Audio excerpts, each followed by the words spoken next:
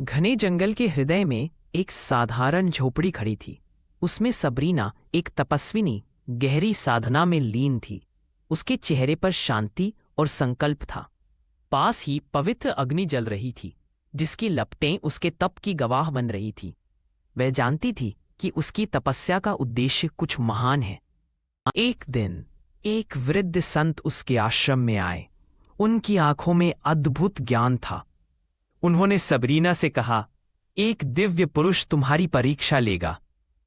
Sabrina हैरान थी। उसके मन में प्रश्न उठा, कौन होगा वह दिव्य पुरुष?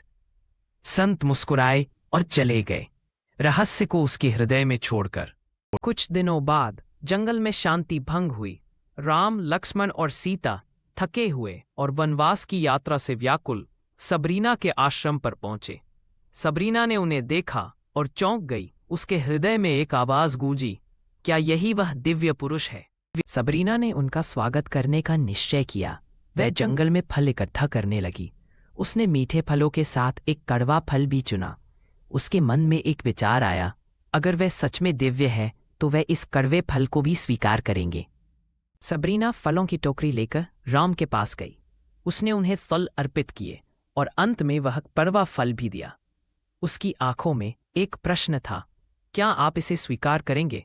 राम ने फल को देखा और मुस्कुराए। राम ने बिना किसी हिचकिचाहट के कड़वा फल खा लिया। उनके चेहरे पर कोई असंतोष नहीं था, बल्कि एक शांत मुस्कान थी। सबरीना हैरान थी। उसे समझ आया कि यही वह दिव्य पुरुष है जिसकी भविष्यवाणी की गई थी। सबरीना ने राम के चरणों में गिरकर कहा, प्रभु, मैंने आपकी परीक्षा ली थी, मुझे क्षमा करें। उसकी आंखों में आंसू थे।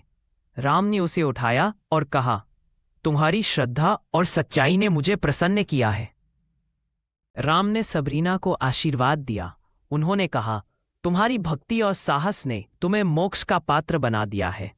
सबरीना का हृदय आनंद से भर गया। उसे लगा जैसे उसके सारे तप का फल मिल गया हो। राम के आशीर्वाद से सबरीना का शरीर दिव्य प्रकाश से भर गया।